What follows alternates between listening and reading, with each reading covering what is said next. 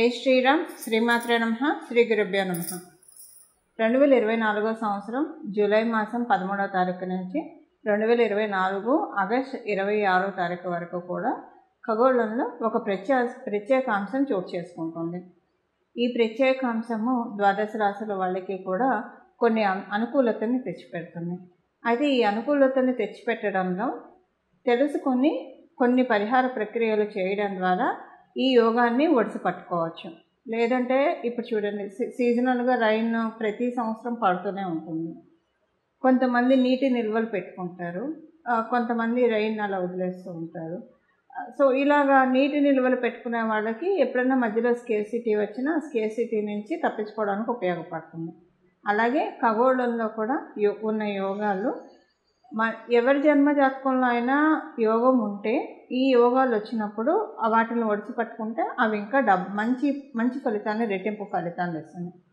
Suppose ఖగోళంలో సూచించే యోగం వాళ్ళ జన్మకుండలిలో లేదే అనుకోండి, అప్పుడు నైరాశ్యం చెందకుండా ఖగోళంలో ఇలాంటి యోగాలు మనకి సంవత్సరానికి ఒకసారి వస్తూ ఉంటాయి. వాటిని ఒడిసి పట్టుకోవడానికి ప్రయత్నించిన మీ జన్మ జాతకంలో లేని యోగాన్ని కూడా మీరు ఖగోళం ద్వారా, అంటే గోచార గ్రహస్థితుల ద్వారా వచ్చే ఈ యోగాన్ని మీరు యాక్టివేట్ చేసుకోవచ్చు. మీ కుండలిని అనుసరించి, మీ రాశిని, మీ లగ్నాన్ని అనుసరించి మీరు యాక్టివేట్ చేసుకోవచ్చు. ఇప్పుడు చూడండి, సమ్టైమ్స్ ఎలా ఉంటుందంటే కొంతమందికి అనుకోకుండా లక్కు తగులుతూ ఉంటుంది. లక్కు తగిలేది ఎప్పుడంటే సడన్గా వాళ్ళు ఉండి ఒకసారి లక్కీయెస్ట్ పర్సన్స్గా అవుతారు.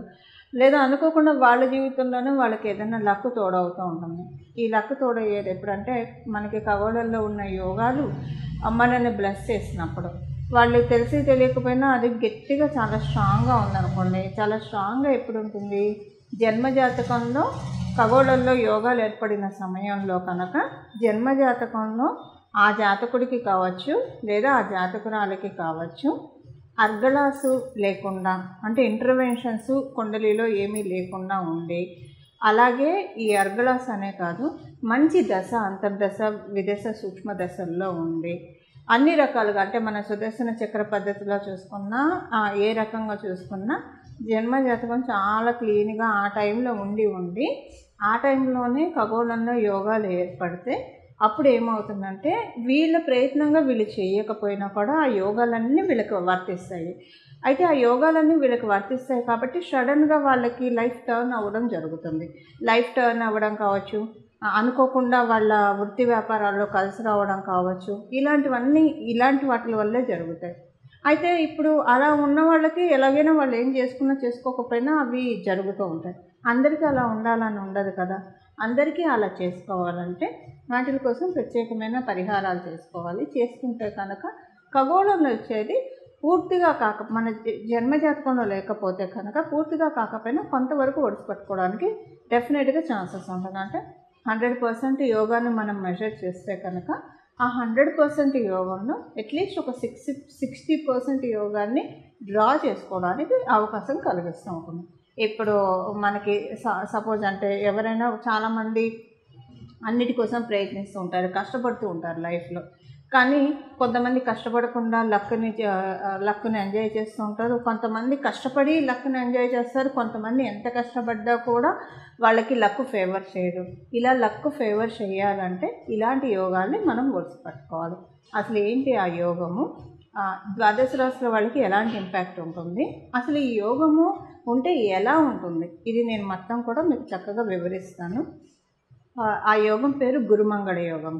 ఈ గురుమంగళ యోగం మనకి ఇప్పుడు నేను చెప్పిన తేదీల్లో, అంటే 2024 నుంచి 2024 జూలై మాసం 13వ తారీఖు నుంచి 2024 ఆగస్టు 26వ తారీఖు వరకు కూడా ఈ యోగం ఖగోళంలో చోటు చేసుకోబోతుంది. ఈ ఖగోళంలో చోటు చేసుకునే యోగం కాబట్టి వీటిని మీ జన్మజాతకంలో ఉన్నా లేకపోయినా యాక్టివేట్ చేసుకోవచ్చు. అంటే ఇది అందరికీ అప్లికేబిలిటీ ఉంటుంది.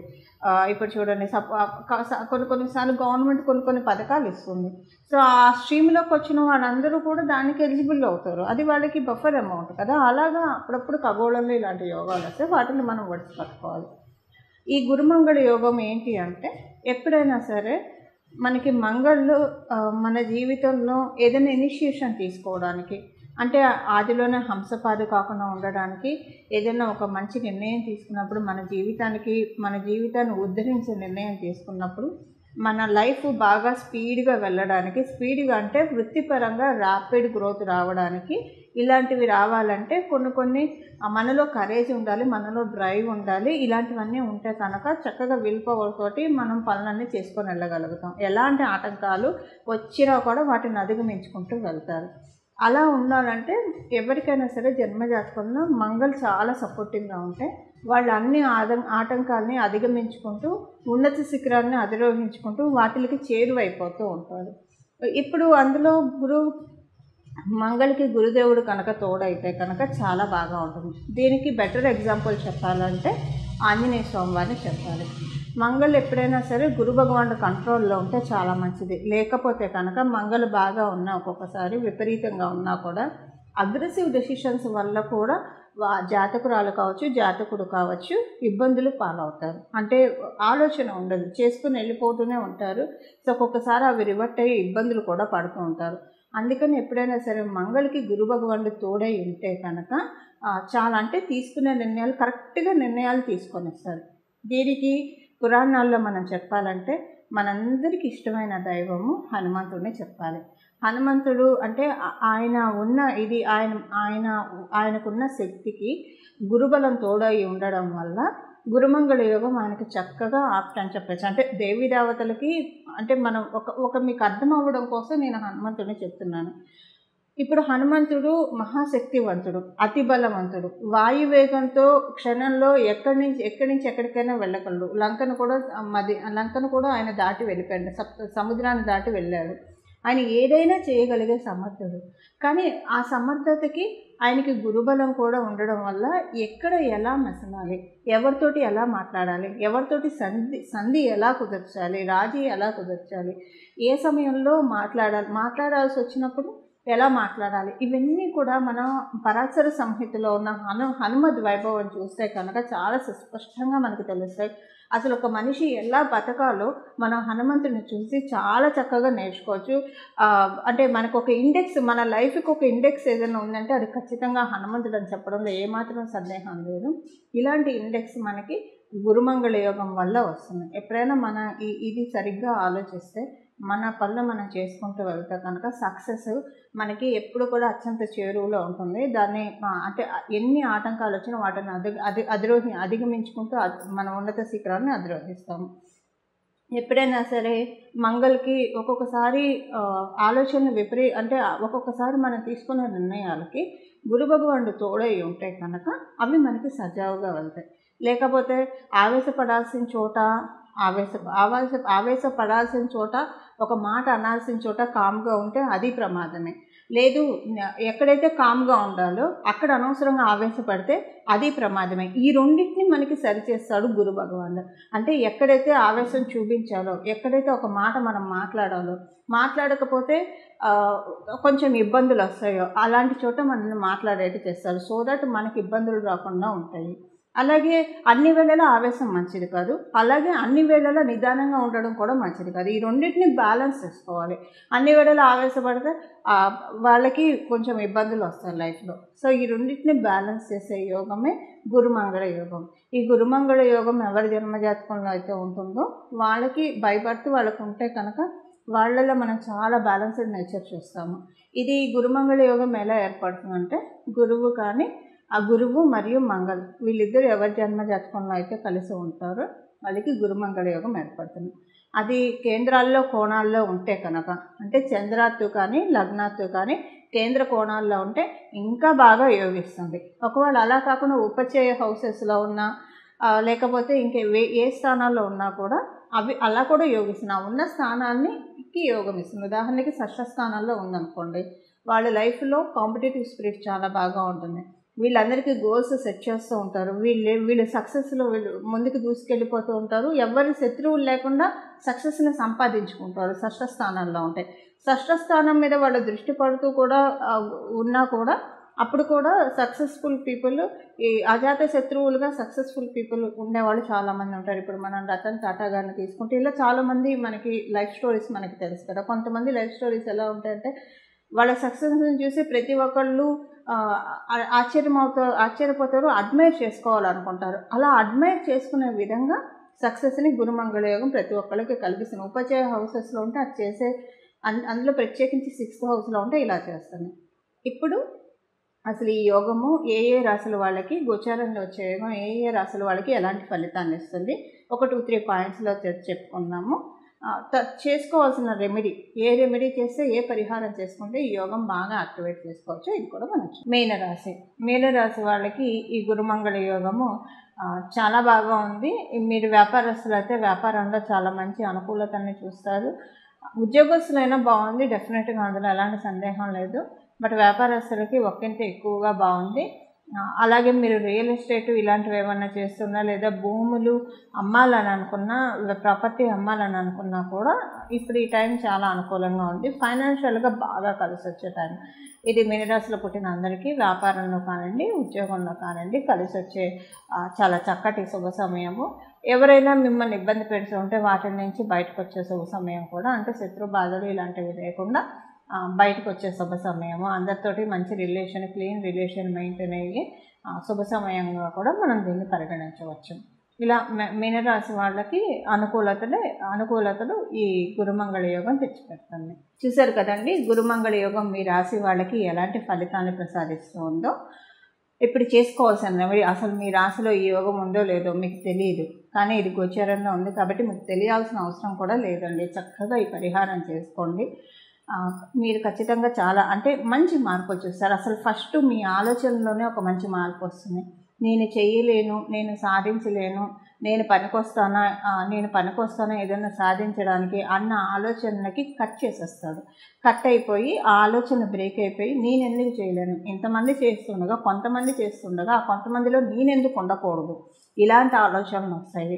అంటే ఒక బ్రేవ్నెస్, మనకి ఒక బ్రేవ్నెస్, ఒక డ్రైవ్, చక్కటి డ్రైవ్ గురువు మంగళులు ఇద్దరూ కలిసి తీసుకొస్తారు. ఇప్పుడు ఆ పరిహారం ఏంటో చూద్దాం. దీనికి ఇది మనకి జూలై 13వ తారీఖు నుంచి ప్రారంభమై ఆగస్టు 26వ తారీఖు వరకు ఉంటుంది. కాబట్టి ఈ రోజుల్లో, ఇప్పుడు మనం తెలుసుకున్న ఈ రోజుల్లో సుందరాకాండ పారాయణం చేయాలి. సుందరాకాండ పారాయణం 11 రోజులు చేస్తారా, 21 రోజులు చేస్తారా, మీ ఇష్టం, మీ అనుకూలతను బట్టి చేసుకోండి. సుందరాకాండ ఎలా పారాయణ చేస్తారు, నియమనిష్టంతోటి. అంటే సుందరాకాండ పారాయణం ప్రారంభించే రోజు మొదటి రోజు చక్కగా తలస్నానం చేయండి. తలస్నానం చేసి హనుమంతుడి ఆలయానికి వెళ్ళండి. హనుమంతుడి ఆలయానికి వెళ్ళి హనుమంతుడికి దండం పెట్టుకోండి. చక్కగా భజే వాయుపుత్రం, భజే వాయుపుత్రం, భజే వాయుపుత్రం అని చెప్పి ఆయనకి ప్రదక్షిణాలు చేస్తే చాలా ఇష్టం. ఒక 11 ప్రదక్షిణాలు చేసి నీ సుందరాకాండని చదవడానికి నేను సంకల్పించాను, సుందరాకాండ చదవడంలో నాకు ఎలాంటి ఇబ్బందులు రాకుండా, ఆటంకాలు రాకుండా నన్ను కాపాడు నాయన అని చెప్పి దండం పెట్టుకొని గణపతికి మొదటగా ప్రార్థించుకొని సుందరాకాండ ప్రారంభించండి. కొంతమంది ఏకాసనంలో కూర్చొని చేయగలిగితే, అంటే ఒకటే రోజు మొత్తం కదలకుండా కూర్చొని సుందరాకాండ కంప్లీట్ చేయగలిగినా చేయొచ్చు, లేదా సప్తాహం చేస్తారా, 11 రోజులు చేస్తారా, లేదా 21 రోజులు చేస్తారా, మీ ఇష్టం. ఏకవింశతి చేస్తారా, అది మీ ఇష్టం. అలా ఏదైనా మీ కన్వీనియంట్ని బట్టి చేయడానికి చేయండి. ప్రతిరోజు మీరు సాత్విక ఆహారాన్ని తీసుకోవాలంటే ఉల్లిపాయలు, వెల్లుల్లి, మసాలాలు, స్పైసెస్ ఇలాంటివి ఏం తినకుండా చాలా సాత్వికమైన ఆహారము ఈ సుందరాకాండ పారాయణ చేసేప్పుడు తీసుకోవాలి. లేడీస్ అయితే పీరియడ్ ప్రాబ్లమ్స్ ఉంటుంది కాబట్టి మీ పీరియడ్స్ చూసుకొని మీరు ప్రారంభించండి. 4 రోజులు అయితే చేయకూడదు. ఒకవేళ మీరు చేస్తూ ఉంటే మధ్యలో పీరియడ్స్ వస్తే 4 రోజులు బ్రేక్ ఇచ్చి 5వ రోజు తలస్నానం చేసి మళ్ళీ కంటిన్యూ చేయొచ్చు. ఇది ప్రతిరోజు మీ నోటి వెంట రాముని కీర్తిస్తూ ఉండండి, రాముని స్తుతిస్తూ ఉండండి. ఇలా చేసి లాస్ట్ రోజు స్వామివారికి సింధూర పూజ, కుదిరితే వడమాల లేదా అప్పాలమాల వేయించండి. మీకు మీ స్తోమతను అనుసరించి వేయించండి. వేయిస్తే చాలా మంచి ఫలితాలు వస్తాయి.